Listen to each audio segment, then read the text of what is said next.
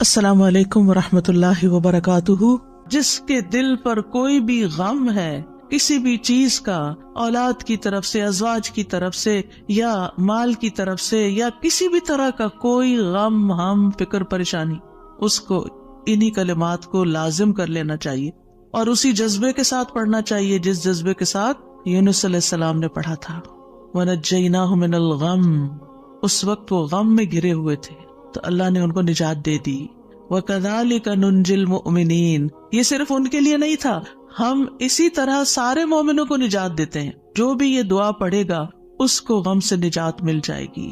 تو گویا مومنوں کو اس بات کی ترغیب دی جا رہی ہے، اس بات کا سلیقہ سکھایا جا رہا ہے کہ غم اور دکھ اور تکلیف کے موقع پر انہیں کیا پڑھنا ہے، کیا کہنا ہے۔ اور جب انسان یہ دیکھتا ہے کہ سابقہ مومنین کو اس دعا کی وجہ سے تکلیف سے نجات ہوئی تو اس کا ایک یقین بڑھ جاتا ہے کہ اللہ تعالیٰ میری تکلیف بھی دور کر دے گا۔ اگر وہ رب یونس علیہ السلام کو مچھلی کے پیٹ سے نکال سکتا ہے تو میرا رب مجھے اس مشکل سے کیوں نہیں نکالے گا، کیوں نہیں نکال سکتا، وہ ضرور نکالے گا۔ تو اس سے خاص طور پر یہ بات پتہ چلتی ہے کہ تحلیل یعنی لا الہ الا اللہ اور تسبیح سبحان اللہ یا سبحانک، یہ ہر غم کو دور کرنے کے لیے مجرب نسخے ہیں۔ یہ دو چیزیں کرب اور مصیبت سے نجات دلاتی ہیں۔ تو جو شخص بھی اللہ کی کتاب پر ایمان رکھتا ہے، قرآن مجید کو اللہ کا کلام سمجھتا ہے، اللہ کے وعدے پر بھروسہ کرتا ہے، اللہ کی اس بات کو سچا سمجھتا ہے، تو پھر وہ اسی طریقے پر اس دعا کے ساتھ اپنے رب کو پکارے تو اللہ تعالیٰ اس کی دعا قبول کرے گا اور اس کو غم سے نجات دے گا۔ اس دعا کی فضیلت کے بارے میں احادیث بھی آتی ہیں۔ نبی صلی اللہ علیہ وسلم نے فرمایا، ذُو-النون کی دعا جب وہ مچھلی کے پیٹ میں تھے، یعنی لا الہ الا انت سبحانک انی کنت من الظالمین، جب بھی کوئی مسلمان کسی معاملے میں ان الفاظ کے ساتھ اپنے رب سے دعا کرے، وہ دعا اس کے لیے ضرور قبول ہوگی۔ اللہ سبحانہ وتعالیٰ کے بعد نبی صلی اللہ علیہ وسلم نے بھی اس بات کو کنفرم کیا ہے کہ یہ دعا مسائل کا حل ہے۔ بہت لمبے چوڑے وظیفے پڑھنے کی بھی ضرورت نہیں، لیکن پڑھے تو کوالٹی کے ساتھ، درد کے ساتھ، تڑپ کے ساتھ، تکرار کے ساتھ، اصرار کے ساتھ، افتقار کے ساتھ، اپنی محتاجی ظاہر کرتے ہوئے، اپنی غلطی کا اعتراف کرتے ہوئے۔ اسی طرح سلسلہ صحیحہ کی حدیث ہے، رسول اللہ صلی اللہ علیہ وسلم نے فرمایا، کیا میں تمہیں ایسی چیز نہ بتا دوں کہ جب تم میں سے کسی آدمی کو رنج و الم اور دنیا کی آزمائشوں میں سے کوئی آزمائش آئے تو وہ اس دعا کو پڑھے تو اس کی تکلیف دور ہو جائے گی۔ تو آپ سے کہا گیا کیوں نہیں؟ آپ نے فرمایا وہ مچھلی والے کی دعا ہے، لا الہ الا انت سبحانک انی کنت من الظالمین، کہ جس کو بھی آزمائش آئے وہ یہ دعا پڑھ لے تو اس کی دعا قبول ہو جائے گی، آزمائش ختم ہو جائے گی۔ ایک روایت میں آتا ہے، سعد کہتے ہیں، ایک مرتبہ مسجد نبوی میں میرا گزر عثمان بن عفان رضی اللہ عنہ کے پاس سے ہوا۔ میں نے انہیں سلام کیا، انہوں نے نگاہیں بھر کے مجھے دیکھا لیکن جواب نہیں دیا۔ میں عمر بن خطاب رضی اللہ عنہ کے پاس آیا، ان سے 2 دفعہ سوال کیا کہ کیا اسلام میں کوئی نئی چیز پیدا ہو گئی ہے؟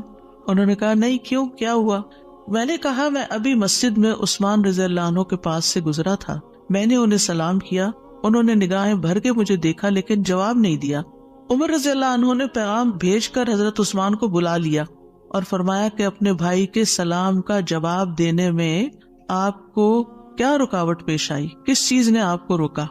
عثمان رضی اللہ عنہ نے کہا کہ میں نے تو ایسا نہیں کیا۔ سعد کہتے ہیں میں نے کہا بالکل ایسا ہی کیا ہے۔ کہتے ہیں حتیٰ کہ عثمان رضی اللہ عنہ نے قسم کھا لی تو میں نے بھی قسم کھا لی۔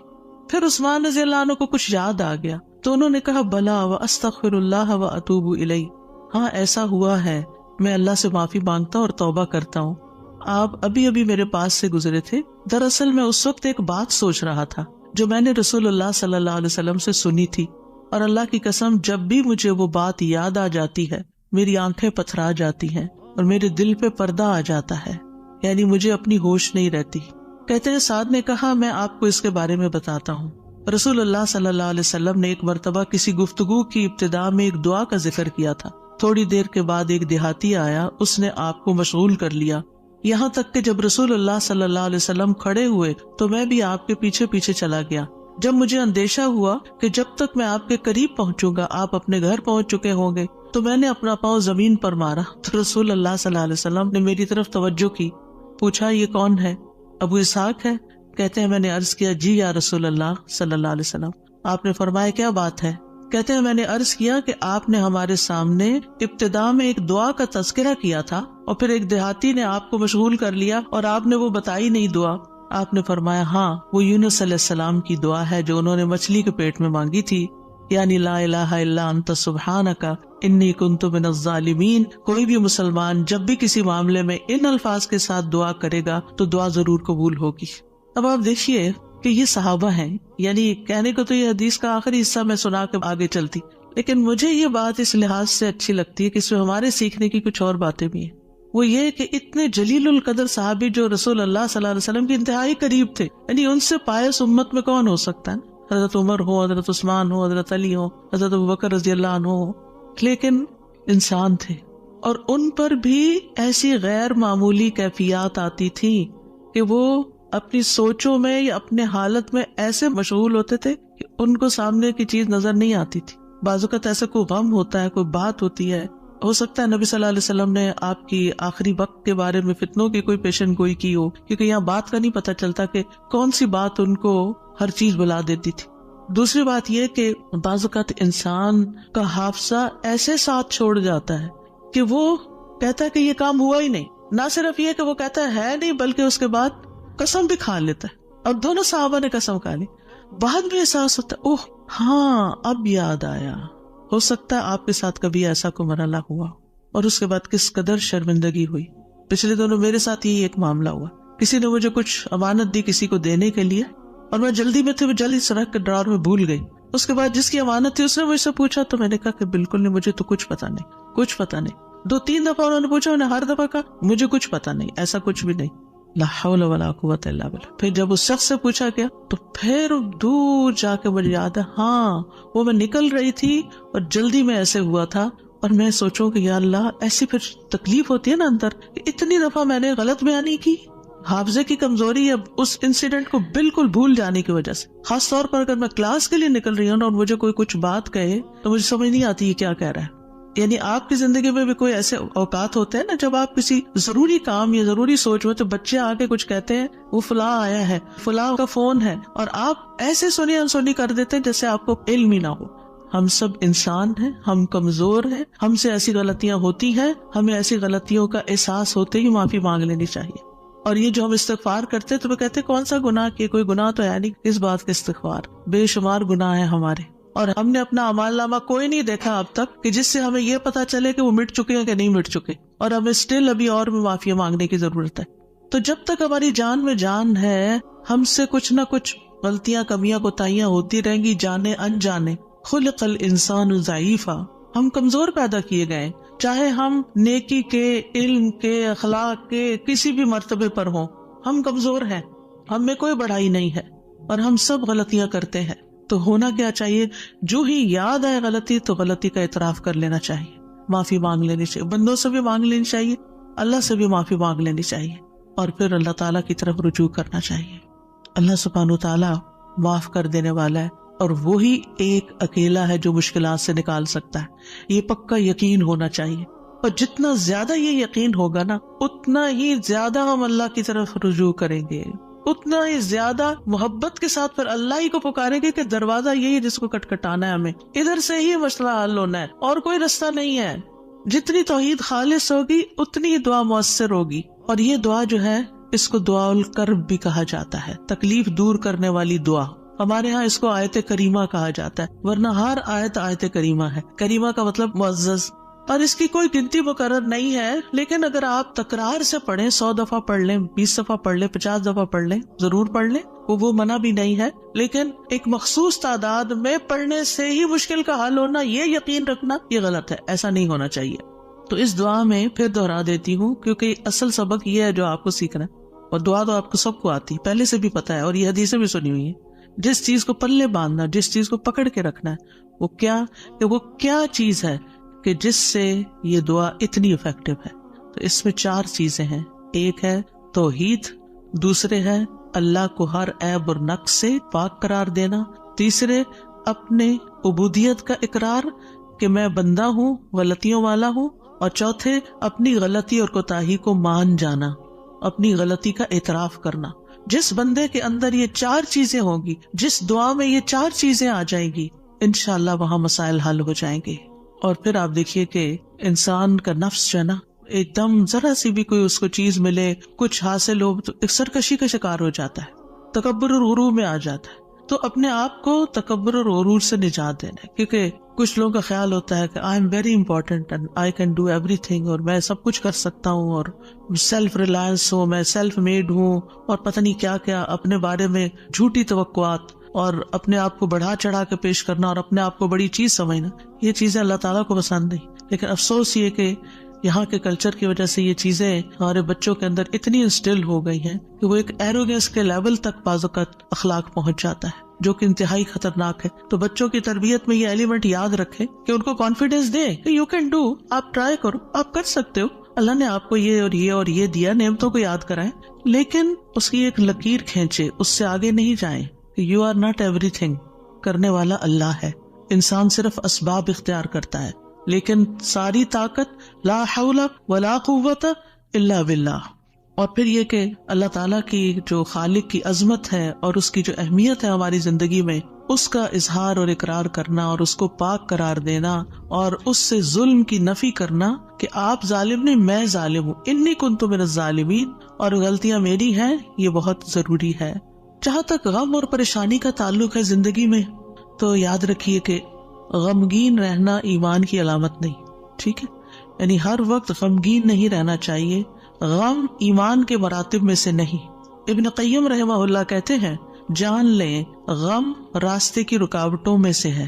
یعنی اللہ کی طرف جانے والا جو راستہ ہے، سالک کہتے ہیں نا جانے والے کو، آپ نے سنا ہوگا لفظ سالک. تو اللہ کی طرف جانے والا جو راستہ ہے، غم اس راستے کی رکاوٹ ہے. غم آپ کی ہمت، طاقت، صلاحیت کو کم کرتا ہے، آپ کی عبادت میں رکاوٹ ڈالتا ہے. آپ نماز شروع کر لیتے ہیں، آپ کو پتہ ہی نہیں ہوتا کہ کیا پڑھ رہے ہیں. آپ دعا مانگنے لگتے ہیں، آپ کا دل اڑا ہوا ہوتا ہے، آپ کو سمجھ نہیں آتی آپ کیا بول رہے ہیں. تو غم سے ہمیشہ پناہ مانگے کہ ہم پر غم نہ آئے. وہ کہتے ہیں یہ ایمان کے مراتب اور مقامات میں سے نہیں، اور نہ ہی اللہ کے راستے پر چلنے والوں کی منازل میں سے ہے. یہی وجہ ہے کہ اللہ نے کسی ایک جگہ پر بھی غم کرنے کا حکم نہیں دیا. صبر کا حکم دیا، شکر کا حکم دیا، توکل کا دیا، لیکن غم کرنے کا حکم نہیں دیا کہ غم کرو، غمگین رہو. اور نہ ہی غم کی کہیں تعریف فرمائی ہے، بلکہ غم سے منع کیا ہے. غم مصیبتوں میں سے ایک مصیبت ہے، اور ہمیں دعا کرتے رہنا چاہیے کہ اللہ تعالیٰ اس مصیبت کو ہم سے دور ہی رکھے. یہی وجہ ہے کہ جنتی لوگ جنت میں پہنچ کر کیا کہیں گے؟ الحمدللہ الذی اذہب عنا الحزن. سب تعریفیں اللہ کے لیے ہیں جس نے ہم سے غم دور کر دیا. یعنی جنتی جنت میں جا کر جس چیز سے خوش ہوں گے وہ کیا کہ جنت میں غم نہیں ہے، کوئی پریشانی نہیں ہے. اللہ سبحانہ و تعالیٰ بندے کو غمگین ہونے سے منع فرماتا ہے. سورۃ آل عمران میں جنگ احد کے سلسلے میں اللہ تعالیٰ فرماتے ہیں اذ تسعدون ولا تلوون علی احد والرسول يدعوكم في اخراكم فاصابكم غما بغم لكي لا تحزنوا على ما فاتكم ولا ما اصابكم واللہ خبیر بما تعملون. اور وہ وقت یاد کرو جب جنگ احد میں تم بھاگے چلے جا رہے تھے اور کسی کی طرف مڑ کر بھی نہ دیکھتے تھے، حالانکہ اللہ کا رسول تمہیں پیچھے سے بلا رہا تھا. پھر اللہ نے تمہیں رنج پر رنج دیے تاکہ تم ایسی بات پر غم نہ کرو جو تمہارے ہاتھ سے نکل جائے، اور نہ ایسی مصیبت پر غم کرو جو تم پہ نازل ہو. اور جو کام بھی تم کرتے ہو اللہ ان سے خوب واقف ہے.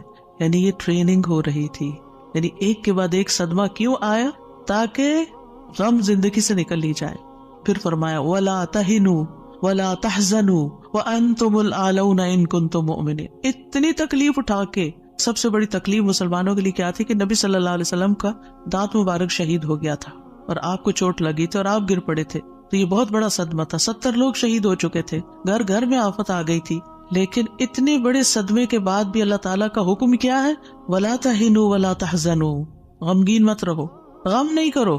غم کا موقع ہے، غم کی بات ہے، لیکن فوراً نہیں، غم نہیں کرنا، کیونکہ غم انسان کو کھوکھلا کر جاتا ہے، غم انسان کو کمزور کر جاتا ہے. تمہیں تو آئندہ ابھی اور مقابلے کرنے ہیں، اور اگر تم غم منانے بیٹھ گئے تو ہمت، جرت سب کچھ چلا جائے گا. بزدل ہو جاؤ گے. غم ایک مصیبت نہیں، غم مصیبتوں کی لائن لے کے آتا ہے، ایک کے بعد ایک مصیبت اس کے ساتھ چلی آتی ہے، اس لیے غمگین نہیں ہونا. موسیٰ علیہ السلام کی والدہ نے جب موسیٰ علیہ السلام کو چھوڑنا تھا دریا میں تو اللہ تعالیٰ نے ان کی طرف الہام کیا کہ بچے کو دودھ پلاتی رہو ابھی، پھر جب تجھے اس کے قتل کا خوف ہو تو اسے دریا میں ڈال دینا. اور کیا کرنا؟ وَلَا تَخَافِي وَلَا تَحْزَنِي، نہ خوف کرنا نہ غم کرنا. اللہ اکبر. کوئی بھی ماں جس کا بچہ چھوٹا ہو وہ تو کسی دوسرے کے ہاتھ میں بھی بچے کو دیتے ہوئے خوف اور غم کا شکار ہوتی ہے. خوف کیا ہوتا ہے؟ پتہ نہیں گرا ہی نہ دے بچے کو، اور غم کیا ہوتا ہے کہ جدائی ہو گئی ہے بچے سے، پتہ نہیں یہ کیا سکھا دیں اس کو، پتہ نہیں یہ کیسے پیش آئے اس سے. تو ماں اگر اپنا بچہ کسی اور کو دیتی ہے تو غمگین ہوتی. کہاں یہ کہ باسکٹ میں ڈال کے دریا میں ڈال دو، اور ساتھ اللہ کا حکم خوف اور غم کرنا ہی نہیں. اب بتائیں کیا کرے، کیسے دل کو تھامے. یہی اصول سیکھ لیں زندگی کے لیے. جہاں کہیں غم پاس آئے، کہیں رونا آئے، کہیں دکھی ہو، اللہ تعالیٰ کا یہ فرمان یاد کر لیں. اور ہے بھی عورت کے لیے، وَلَا تَخَافِي وَلَا تَحْزَنِي، اپنے آپ کو خود یاد کرائیں. وَلَا تَخَافِي وَلَا تَحْزَنِي کہتی رہیں، وَلَا تَخَافِي وَلَا تَحْزَنِي، نہ خوف کرو نہ غم کرو، اللہ ہے نا، اللہ مشکل آسان کر دے گا. جس چیز پر بھی تکلیف غم ہوتا ہے اللہ تعالیٰ دن بدلیں گے، یہ سارے حالات بدل جائیں گے. آپ اگر اپنے ماضی کو دیکھیں، کتنے ہی واقعات ایسے ہوئے جن پہ آپ بے حد غمگین ہوئے، پھر ابھی کیوں نہیں ہو رہے؟ تو گزر گیا نا. تو اگر اس وقت بھی تھوڑا کنٹرول کر لیتے تو اچھا ہی تھا.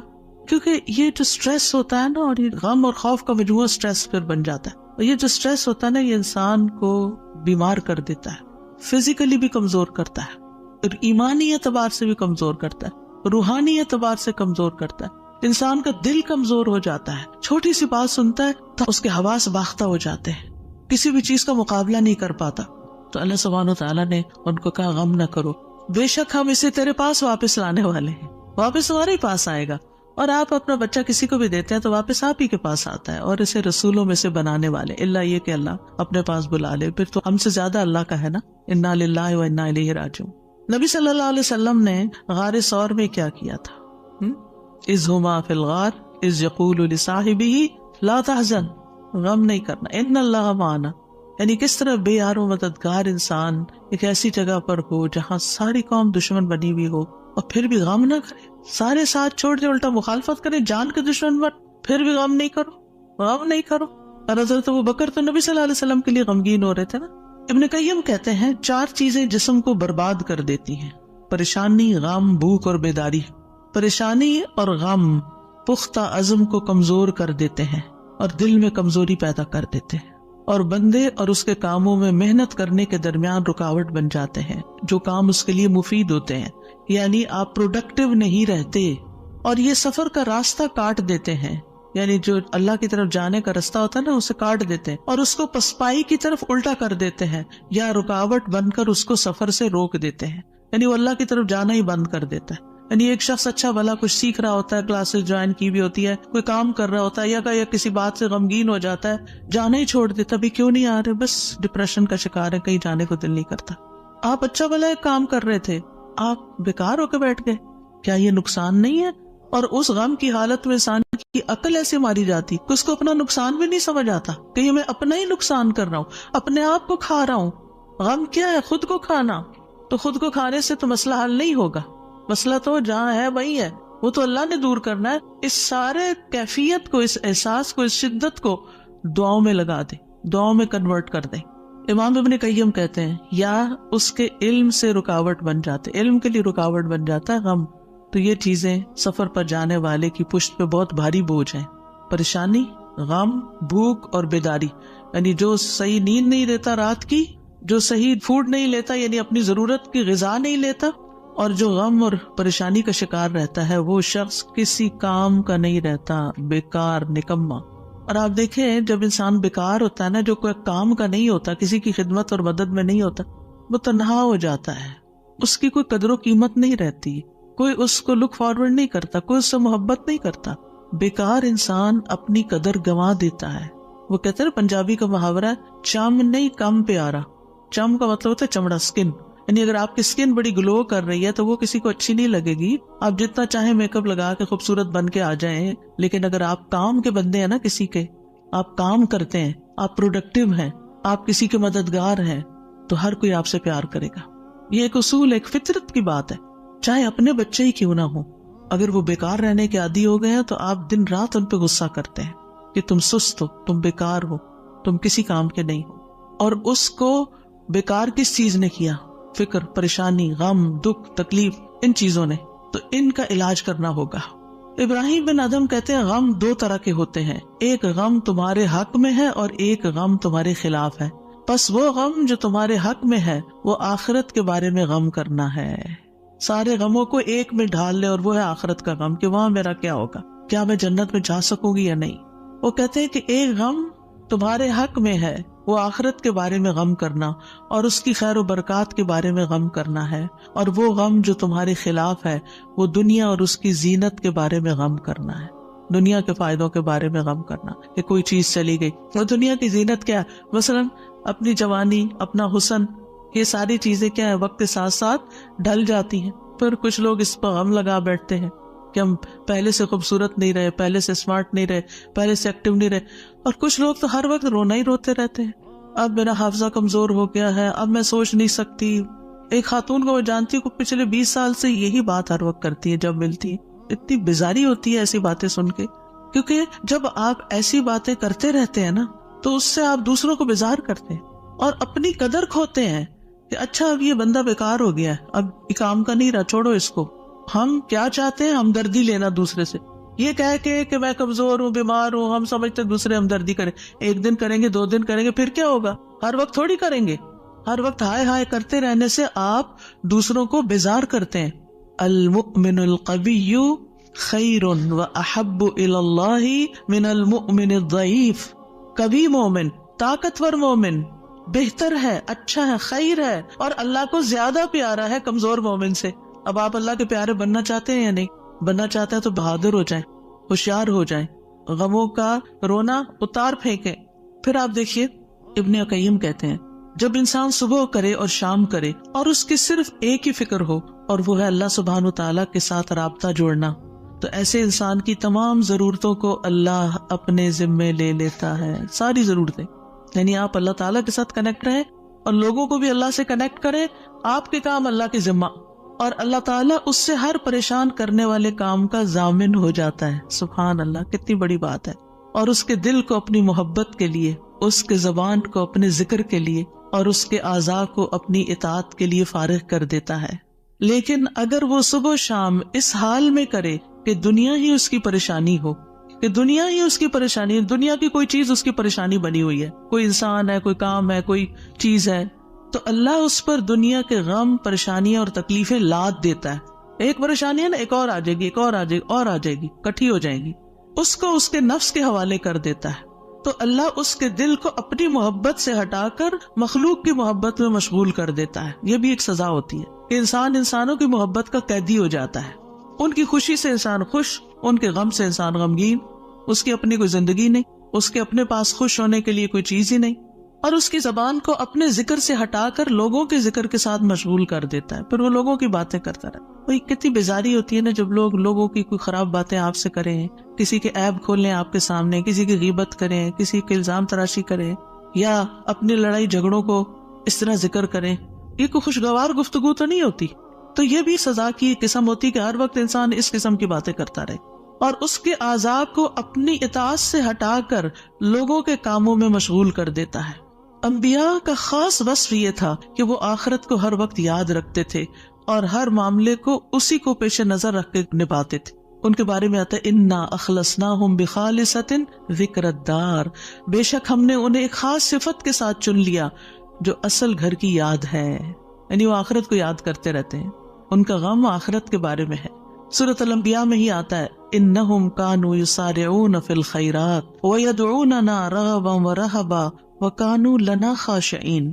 یقیناً وہ نیکیوں میں جلدی کرتے تھے اور ہمیں رغبت اور خوف سے پکارتے تھے اور ہمارے لیے عاجزی کرتے تھے.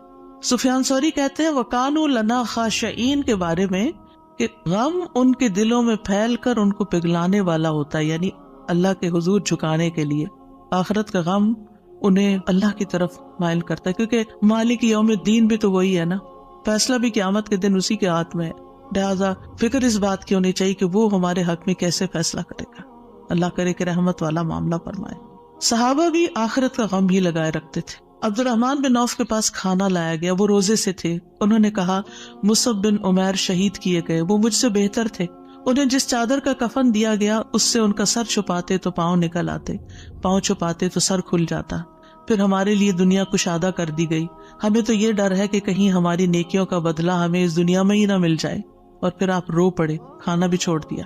حسن بصری کا حال یہ تھا کہ جب بھی ان سے ملاقات ہوتی ایسا لگتا کہ ابھی کوئی مصیبت آئی، یعنی آخرت کی فکر اتنی کرتے تھے۔ نظر کہتے ہیں میں عمر بن عبدالعزیز کے پاس گیا تو وہ رونے کے قریب تھے، ہمیشہ آہیں بھرتے رہتے تھے، گویا ساری مخلوق کا غم انہی کو ہے، حالانکہ ان کو آخرت کی فکر ہوتی تھی۔ سفیان ثوری کہتے ہیں لوگوں کا غم ختم ہو چکا ہے، آپ نمازیوں میں ایک شخص کو دیکھیں گے اس پر کوئی نہ غم ہے نہ خوف ہے۔ وہ کہتے ہیں پہلے ایک آدمی نماز پڑھتا تھا، پھر آپ اس کو دیکھتے کہ بیٹھا ہوا اور اس کی نماز اس کو غم میں بھڑکا دیتی، یعنی اس کو رونا آتا نماز میں آخرت کی یاد کی وجہ سے۔ آج اگر ہمیں نماز میں رونا آتا بھی ہے تو کس وجہ سے آتا ہے؟ ہم سب اپنا جائزہ لیں، ہر کوئی اپنا اپنا۔ پچھلے ایک مہینے کے اندر سوچئے میں کتنی بار روئی ہوں اور کیوں روئی ہوں، دنیا کے غم میں روئی ہوں یا آخرت کے غم میں روئی ہوں۔ ہم کیوں روتے ہیں؟ اس نے مجھے ہرٹ کر دیا، یہ مسئلہ آ گیا، فلاں آ گیا۔ یہ چھوٹے مسئلے ہیں، یہ وقت کے ساتھ ختم ہو جائیں گے، جو آگے آپ بڑھیں گے یہ مسئلے پیچھے رہتے جائیں گے۔ لیکن آگے جو آ رہا ہے نا، کل جس کو دیکھنا ہے وہ ہے مشکل وقت، اس کا غم لگا لیں، پیچھے نہ دیکھیں آگے دیکھیں۔ صحابہ نماز ضائع ہونے پہ غم زدہ ہوتے تھے، عبادت نہ کر سکنے پر غمگین ہوتے تھے، فتنوں میں پڑنے پہ غمگین ہوتے تھے، ہر دن زندگی کو کم کر رہا ہے اس بات میں غمگین ہوتے تھے، اس بات میں نہیں کہ دنیا چھوڑ جائیں گے تو کیا بنے گا، یہ سارے ہمارے مال اسباب اور جو ہم نے اتنی محنت سے کمائے ہیں اس کا کیا ہوگا۔ اس بات کا غم کہ حساب کا وقت قریب آ رہا ہے، ہر دن موت سے قریب کر رہا ہے، ہر دن قبر سے قریب کر رہا ہے، آگے میرا حساب ہونا ہے، میں کیا اس کے لیے تیار ہوں؟ کیا میں نے اپنے سارے کام نپٹا لیے؟ تو بات یہ ہے کہ رنج و غم زندگی کا حصہ ہے، لیکن دنیا کا غم نیچے آ جانا چاہیے اور آخرت کا غم اوپر آ جانا چاہیے، یہ ہم نے کرنا ہے۔ اور دنیا کے غموں سے بچنے کے لیے سب سے پہلے توحید کا یقین، اللہ کی طرف رغبت، تقدیر پر یقین کہ جو تکلیفیں آ رہی ہیں نا یہ تقدیر کا حصہ ہیں، ان کو ایکسپٹ کر لیا جائے۔ اب ایسا ہونا تو ہو گیا نا، اب جو نئی زندگی اس میں ایڈجسٹ کیا جائے، اللہ سے اچھا گمان رکھا جائے، پھر ہم و غم ملنے پر اجر پر نظر رکھی جائے۔ جب کوئی تکلیف پیش آئے کسی بھی قسم کی، کوئی رکاوٹ، تکلیف، دکھ، پریشانی، تو اس پر جو اجر ملتا ہے انسان کو اس کو اپنے سامنے رکھے انسان۔ حدیث میں آتا ہے رسول اللہ صلی اللہ علیہ وسلم نے فرمایا کسی مومن آدمی کو جب بھی کوئی تکلیف یا کوئی بیماری یا رنج، یہاں تک کہ اگر اسے کوئی فکر ہو تو اس کے گناہوں کا کفارہ ہو جاتا ہے۔ ایک اور روایت میں آتا ہے یہاں تک کہ جو چوٹ اسے لگتی ہے یا کوئی کانٹا چبھتا ہے وہ بھی اس کے گناہوں کا کفارہ ہوتا ہے۔ اور ویسے بھی وہ حدیث تو بارہا آپ نے سنی کہ انسان کا درجہ اللہ کے ہاں بلند لکھا ہوتا ہے اس کی قسمت میں، لیکن اس کے عمل تھوڑے ہوتے ہیں، تو اللہ تعالیٰ اس کو کسی مشکل میں ڈالتا ہے تاکہ صبر کر کے بلند درجے تک پہنچ جائے۔ پھر انسان دنیا کے معاملے میں اگر غم ہے تو اپنے سے زیادہ غم والوں کو دیکھ لے، ان کی پریشانیوں کو دیکھے، انبیاء کی آزمائشوں اور تکلیفوں کے بارے میں پڑھے، جانے کہ ان پہ کیسے کیسے غم آئے، پھر اپنے آپ کو اللہ کے سپرد کرے، اپنا معاملہ اللہ کے حوالے کرے، اور جو کام اللہ نے کرنے کو دیے نا ان کی پلاننگ کرے اور وہ کرے، اپنے دل کا حال اللہ کے سامنے رکھے۔ انما اشکو بثی وحزنی الی اللہ، کثرت سے اللہ کا ذکر کرے کیونکہ اللہ کے ذکر میں دلوں کو اطمینان ہوتا ہے۔ الا بذکر اللہ تطمئن القلوب، تسبیحات کی کثرت کر دے۔ نبی صلی اللہ علیہ وسلم نے فرمایا جو اپنے مال کو خرچ کرنے سے بچائے، دشمن سے مقابلہ کرنے سے ڈرے، رات سے خوف کھائے کہ وہ اس کو پریشان کرتی ہے، تو وہ اس قول کی کثرت کر دے سبحان اللہ والحمد للہ ولا الہ الا اللہ واللہ اکبر، اور اگر ولا حول ولا قوت الا باللہ بھی پڑھ لے تو اس کا اپنا فائدہ ہے الگ سے۔ پھر یہ کہ اپنے فرائض اور اپنی ذمہ داریوں کو پورا کرے انسان۔ بہت دفعہ انسان کی بیکاری اس کو غمگین کرتی ہے، کرنے کا کوئی کام نہیں ہے، فارغ ہے، کوئی مقصد نہیں زندگی میں، کوئی منزل نہیں، کچھ اچیو کرنے کو نہیں، دن آتا ہے چلا جاتا ہے، تو یہ چیزیں بھی انسان کو پریشان رکھتی ہیں۔ جب آپ کی گول سیٹنگ ہوگی ہر روز کی، صبح سویرے اٹھتے ہی اور ارلی مارننگ کام شروع کر دیں گے تو پریشانیاں بھاگ جائیں گی، ان کو آپ کے پاس آنے کا وقت نہیں ملے گا کیونکہ آپ مصروف ہیں، آپ ان کو ٹائم نہیں دیں گے کیونکہ آپ کے پاس اور کام ہے۔ لیکن جب آپ فارغ ہوتے ہیں تو وہ آ جاتی ہیں آپ کا دل اڑانے۔ پھر نماز سے مدد حاصل کرنا، وَاسْتَعِینُوا بِالصَّبْرِ وَالصَّلَاةِ، انبیاء گھبراہٹ میں نماز کی طرف لپکتے تھے، اور جو نماز چھوڑ دیتا ہے اللہ کی مدد اس سے چھٹ جاتی. تو نماز کی پابندی، صدقہ کرنا، صدقات انسان کے غموں کو دور کرنے کا باعث ہے. اللہ تعالیٰ فرماتے ہیں الذین ينفقون اموالهم باللیل والنہار سرا وعلانیہ فلہم اجرہم عند ربہم ولا خوف علیہم ولا ہم یحزنون. جو لوگ دن رات کھلے چھپے اپنا مال خرچ کرتے ہیں انہیں اپنے رب سے اس کا اجر ضرور مل جائے گا. ایسے لوگوں کو نہ کچھ خوف ہوگا نہ وہ غمگین ہوں گے. پھر اسی طرح دین پر استقامت غم اور خوف کو دور کرتی ہے. دین کے کاموں میں جمے رہیں. ان الذین قالوا ربنا اللہ ثم استقاموا فلا خوف علیہم ولا هم یحزنون. یقیناً وہ لوگ جنہوں نے کہا کہ اللہ ہمارا رب ہے پھر اس پر خوب قائم رہے، ان پر نہ کوئی خوف ہوگا نہ وہ غمگین ہوں گے. پھر حالات سے کمپرومائز کرنا، حالات سے راضی رہنا. جیسے ابراہیم علیہ السلام حضرت ہاجر کو جب چھوڑ گئے مکہ کی وادی میں تو وہ پریشان ہوئی کہ میں اکیلی، میرا بچہ اکیلا، ہم یہاں کیا کریں گے، نہ کھانا نہ پینا نہ کچھ. تو دوڑتی ہوئی حضرت ابراہیم کے پیچھے آئیں. جب وہ واپس جا رہے تھے تو ان سے پوچھا اللہ ہمارا کب یاد، اللہ نے آپ کو اس کا حکم دیا کہ ہمیں یہاں اکیلے چھوڑ دیں؟ تو ابراہیم علیہ السلام نے اس بات میں سر ہلایا، کہنے لگی پھر اللہ تعالیٰ ہمیں تنہا نہیں چھوڑے. اگر اللہ کا حکم ہے نا تو ٹیک کیئر کر لے گا. ایسے ہی بندہ مومن کہتا ہے اگر یہ اللہ کا فیصلہ ہے نا تو وہ میری ٹیک کیئر کر لے گا، مجھے فکر کرنے کی ضرورت نہیں ہے. زبان سے رب کی رضا کے کلمات ہمیشہ ادا کریں. کاش اور افسوس ہو گیا اس کے الفاظ نہیں استعمال کریں. یہ کہیں جو اللہ کی مرضی، جو تقدیر میں لکھا تھا وہ ہوا. اچھے کاموں میں مصروف ہوں، خدمت خلق میں مصروف ہوں. رسول اللہ صلی اللہ علیہ وسلم نے فرمایا وہ لوگ اللہ تعالیٰ کو زیادہ محبوب ہیں جو دوسروں کے لیے زیادہ فائدہ مند ہوں، اور اللہ عز و جل کے ہاں سب سے پسندیدہ اعمال یہ ہیں مسلمان کا اپنے بھائی کو خوش کر دینا. آپ خود غمگین بھی ہیں، دکھی بھی ہیں، دوسروں کو خوش کرنا شروع کر دیں، آپ بھی خوش ہو جائیں گے. کیونکہ خوشی کنٹیجیس ہوتی ہے، خوشی پھیلانے سے پھیلتی ہے. اس سے کوئی تکلیف دور کر دینا، یعنی اوروں کی تکلیف دور کرے، اللہ آپ کی دور کر دے گا. اس کا قرضہ چکانا، اسے کھانا کھلانا، اور مجھے کسی بھائی کی ضرورت پوری کرنے کے لیے اس کے ساتھ چلنا اس مسجد نبوی میں 1 مہینہ اعتکاف کرنے سے زیادہ محبوب ہے. اور جس نے اپنے غصے کو روک لیا اللہ اس کی خامیوں پر پردہ ڈال دے گا، اور جو اپنے غصے کو نافذ کرنے کی سخت کے باوجود پی گیا اللہ اس کے دل کو قیامت کے دن امیدوں سے بھر دے گا. اور جو اپنے بھائی کے ساتھ اس کی ضرورت پوری کرنے کے لیے چلا اللہ تعالیٰ اس کو اس دن ثابت قدم رکھے گا جس دن قدم ڈگمگا جائیں گے. اور بد اخلاقی اعمال کو یوں تباہ کرتی ہے جیسے سرکہ شہد میں بگاڑ پیدا کر دیتا ہے. یعنی شہد میں اگر سرکہ ڈال دے تو سرکے کا ٹیسٹ غالب آ جائے گا، شہد کا پیچھے چلا جائے گا. پھر اسی طرح اپنی فوڈ پر بھی نظر رکھیں.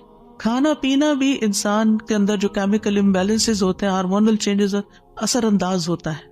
لہذا غم کے موقع پر تلبینہ کھلانا جو ہے غمگین شخص کو وہ فائدہ دیتا ہے. یہ حضرت عائشہ سے روایت ہے کہ جب کوئی ان کے رشتہ داروں میں سے فوت ہو جاتا تو عورتیں جمع ہو جاتی.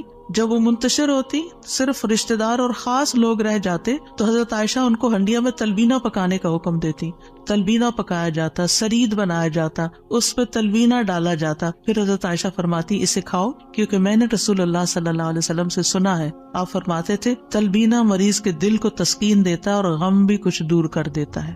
تو رائٹ فوڈ جو ہے وہ آپ کے اندر ایک طاقت لاتی ہے. لیکن عموماً کیا ہوتا ہے جب کوئی غمگین ہوتا ہے کھانا بھی نہیں چھوڑ دیتا.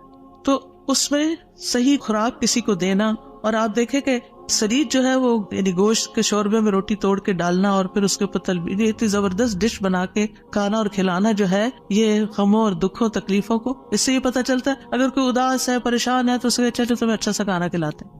تو یہ بھی ایک ریمیڈی ہے. اس کا ماحول چینج کرے، اس کو کہیں لے جائیں. لیکن یہ کبھی کبھی تو ہو سکتا ہے اور کسی وجہ سے ہو سکتا ہے. حضرت عائشہ تو جب کسی کا کوئی فوت ہو جاتا تھا اس کا نسخہ بتا رہی ہیں. لیکن اگر کسی نے روز کی عادت ہی بنا لی ہو، صبح سویرے اٹھے موڈ آف کر لیا، تو اب یہ تو نہیں ہو سکتا نا کہ ہر روز کوئی آپ کو تلبینہ پکا کے کھلائے. اور پھر آخری بات یہ کہ دعاؤں کی کثرت. آیت کریمہ سے علاوہ اللہ اللہ ربی لا اشرک بہ شیئا، نبی صلی اللہ علیہ وسلم اپنے گھر والوں کو جمع کر کے یہ دعا سکھاتے تھے اور فرماتے کہ جب تم میں سے کسی کو کوئی غم یا پریشانی پہنچے تو اسے چاہیے کہ وہ اللہ اللہ ربی لا اشرک بہ شیئا کہے. اللہ اللہ لفظ کی تکرار ہے. 2 دفعہ جب آپ اللہ اللہ کہتے ہیں آپ کا دل ہلکا ہوتا ہے. پھر رب کی صفت کا ذکر ہے، اس میں توحید کا اقرار ہے، اور خالص نیت سے یہ پڑھے تو غم اور تنگی دور ہوگی انشاءاللہ. پھر یا حی یا قیوم برحمتک استغیث، یہ پریشان کن معاملات میں مانگی جانے والی دعا ہے. اس میں اللہ تعالیٰ کا اسم اعظم ہے. اس میں اللہ تعالیٰ کی دو صفات کے ساتھ، دو ناموں کے ساتھ وسیلہ پکڑا گیا ہے، الحی القیوم. اور بہترین وسیلہ جس کے ساتھ دعا کی جائے وہ اللہ کے نام ہے، اللہ تعالیٰ کی صفات ہے. پھر ایک اور دعا ہے، اللہم رحمتک ارجو فلا تکلنی الی نفسی طرفۃ عین واصلح لی شأنی کلہ لا الہ الا انت. اے اللہ میں تیری رحمت کا امیدوار ہوں، تو مجھے آنکھ جھپکنے تک کے لیے میرے نفس کے حوالے نہ کرنا اور میرے سارے معاملات درست فرما دے، تیرے سوا کوئی معبود نہیں. یہ مصیبت زدہ کی دعا ہے. رسول اللہ صلی اللہ علیہ وسلم نے فرمایا دعوات المکروبی، پریشان حال کی دعا. اور اس میں خاص طور پر اللہ کی رحمت کا ذکر ہے کہ اللہ میں تیری رحمت کی امید کرتی ہوں اور میرا نفس تو بڑا کمزور ہے، مجھے اس کے حوالے نہ کرنا ورنہ میں تو پڑ جاؤں گی. اور ایک لمحے کے لیے بھی نہیں. اب دیکھیے بعض اوقات آپ نے ایکسپیرینس کیا ہوگا، یہ میں اپنے پرسنل ایکسپیرینس سے بات کری ہوں، ایک لمحے کے لیے کوئی خیال آ جاتا ہے کسی بھی چیز کا، کوئی ایسی پریشان کن چیز، آپ کا سارا جو سکون ہے وہ برباد ہو کے رہ جاتا ہے. تو میں سب سوچتی ہوں کہ یہ شیطان تھا جس نے وار کیا ہے تاکہ اس بندے کا جو اطمینان قلب اور سکون اور خشوع اور سب برباد ہو. یعنی وہ ایسے تیر چلاتا ہے جیسے. فوراً یہ دعا پڑھے. پھر نبی صلی اللہ علیہ وسلم تکلیف آنے پر یہ دعا پڑھتے، لا الہ الا اللہ العظیم الحلیم، لا الہ الا اللہ رب العرش العظیم، لا الہ الا اللہ رب السماوات ورب الارض ورب العرش الکریم. اس میں اللہ سبحانہ وتعالیٰ کے نام کے علاوہ العظیم اور الحلیم اور رب العرش العظیم اور رب العرش الکریم کی اور رب السماوات والارض کی بات کی گئی ہے.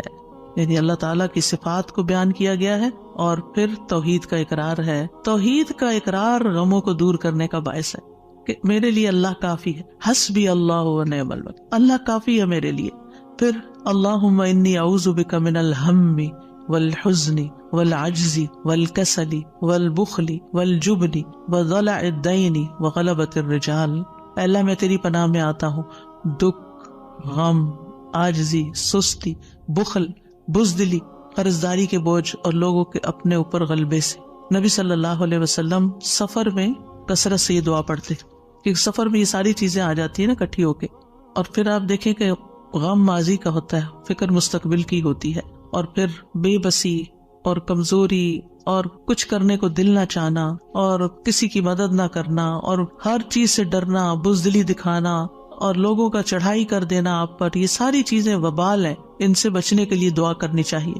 اور پھر اگر مستقل طور پر دل پریشان رہتا ہے تو اللہم انی عبدک وابن عبدک وابن امتک ناصیتی بیدک ماض فی حکمک عدل فی قضاؤک اسألک بکل اسم هو لک سمیت به نفسک او انزلته فی کتابک او علمته احدا من خلقک او استأثرت به فی علم الغیب عندک ان تجعل القرآن ربیع قلبی ونور بصری وجلاء حزنی وذہاب ہمی وغمی. اس کے لیے وعدہ ہے کہ جو یہ پڑھے گا اللہ سبحانہ وتعالیٰ اس کے غم کو خوشی میں بدل دے گا. دعائیں یاد نہیں رہتی تو دیکھ کے بھی پڑھ سکتے ہیں، اور اللہ سبحانہ وتعالیٰ ہم سب کے غم، دکھ، پریشانیوں کو دور فرمائے.